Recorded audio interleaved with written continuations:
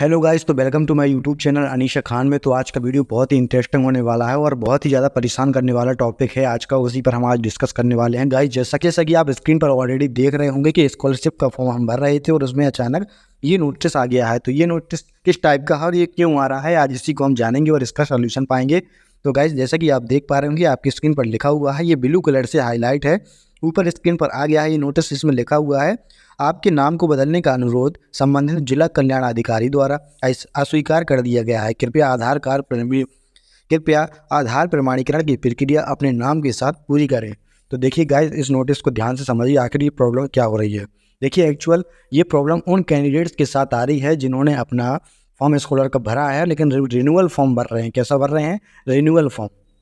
Renewal यानी कि आप जैसे ग्रेजुएशन में है कि आपका फर्स्ट ईयर नहीं है, आप पहली बार नहीं पढ़ रहे वहाँ पे, आप दूसरी या तीसरी साल में पढ़ रहे हैं, ठीक है। इसी प्रकार से आप जब 9 में एडमिशन लेते हैं तो आपको 10 का फॉर्म रिन्यूअल कहलाता है। इसी प्रकार से जब 11 में एडमिशन लेते हैं तो 12 का रिन्यूअल कहलाता है। और ग्रेजुएशन की जो 3 ईयर की होती है जिसमें से आपका फर्स्ट साल फ्रेश होता है और बाकी अगले 2 साल रिन्यूअल होता है। तो ये प्रॉब्लम उन्हीं के साथ आ रही है जो अपना रिन्यूअल स्कॉलरशिप का फॉर्म फिल कर रहे हैं। तो ये क्यों आ रही है गाइस? देखिए, जब आपने क्या हुआ था, एक्चुअली मेन प्रॉब्लम ये है कि जब आपने फ्रेश रजिस्ट्रेशन किया था स्कॉलरशिप का इस क्लास में, यानी कि जैसे कि आप ग्रेजुएशन में हैं अभी वर्तमान में और आप रिन्यूअल फॉर्म अपना कर रहे थे, आपने जो पिछली साल जो स्कॉलर का फॉर्म भरा था तो उसमें आपने जो भी अपना नाम डिटेल भरा हुआ था सब आधार कार्ड से देख कर भरा था डिटेल।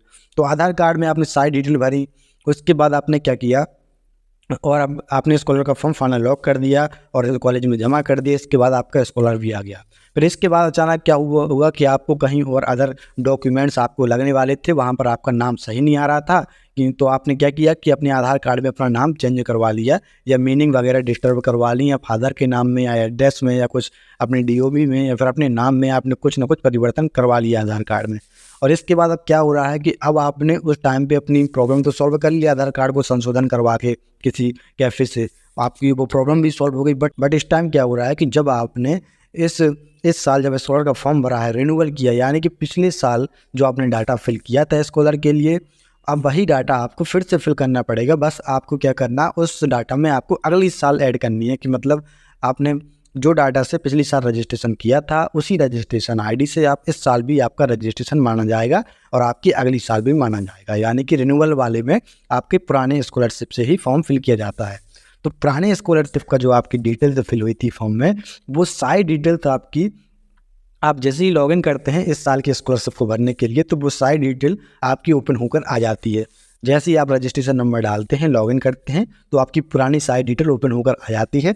और उसके साथ आप क्या करते हैं कि उसमें अपना संशोधन करते हैं कुछ चीज़ों को, जैसे कि मार्क चेंज करना और क्लास चेंज करना, ठीक है, और अनरिफंडेबल फीस चेंज करना और आधार कार्ड वेरिफिकेशन करना। तो ये सारी चीज़ें आप डिटेल जैसे ही चेंज करते हैं तो इसमें सारी डिटेल आपकी चेंज हो जाती हैं। बस एक डिटेल में आपकी प्रॉब्लम आ जाती है, कौन सी? वो होता है आपका आधार ऑथेंटिकेशन। जब भी आप आधार ऑथेंटिकेशन करते हैं तो क्या हुआ था, पिछली साल जब आपने जो डिटेल फिल की थी आधार कार्ड से, अपना फॉर्म भरा था और आपने जो आधार कार्ड पिछली साल लगाया था अपना वाला, उसमें जो आपका नाम था और वही नाम आपका मैच कर रहा था, मतलब आपका फ्रेश था, आपकी हाई स्कूल की मार्कशीट से ही वो मैच कर रहा था और इसके साथ उसमें कोई प्रॉब्लम भी नहीं थी क्योंकि वो फ्रेश था, तो वो फिल हो गया था। और वही सेम टू सेम डिटेल इस बार भी आपकी सामने आ रही है।